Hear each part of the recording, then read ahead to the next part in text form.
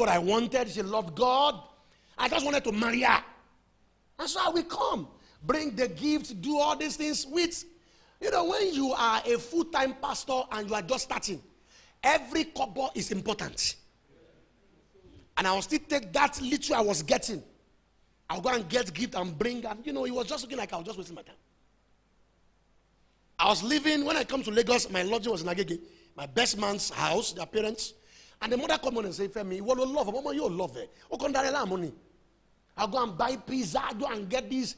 I'm talking about the things that even me, I don't eat on a regular basis.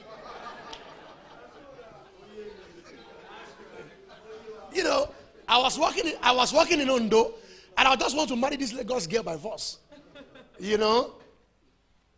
And it was not that she didn't actually like me, but she actually liked some things more than me.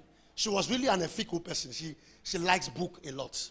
She reads. She's very. It's not because she was dating somebody else. No, she was just very serious, and forgot that you must take everything hand in hand.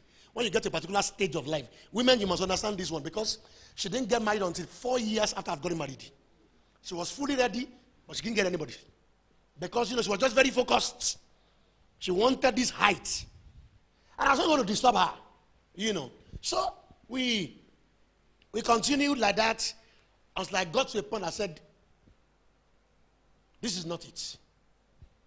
This can't be God. The Bible didn't say after you have suffered forever.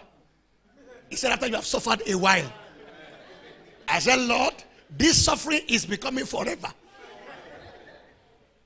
If a lady is playing the hard game at the initial stage, it's understandable. She doesn't want to be cheap. But if you have dated for 4 years, and it still looks like I'm still pursuing you, that's a problem. Praise God. And so I let her go,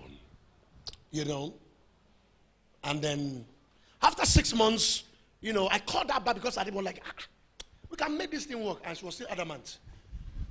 You are laughing. And so eventually I let her go. So into a year into it, I met my present wife, and then we got serious about things, and that was when this lady came back. And she said, I wouldn't know where they went.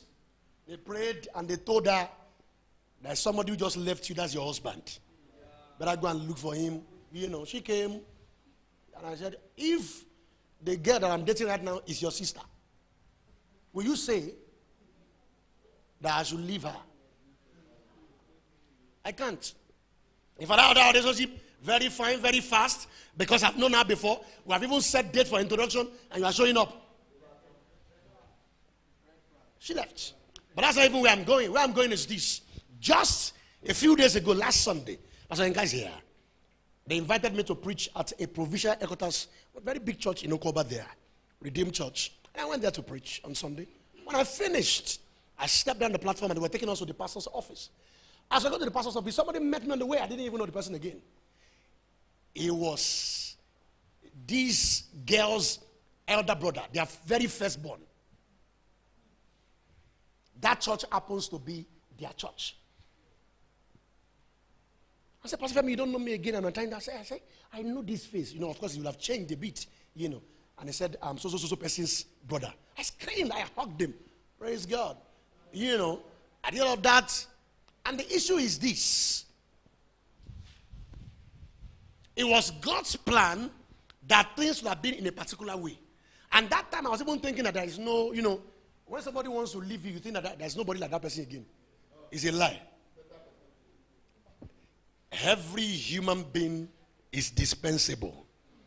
Only God is indispensable. You can leave the presence of anybody, but you can't leave the presence of God. I cannot allow the presence of God to leave you. People's presence can leave you. There are people here who are listening to me right now. If that person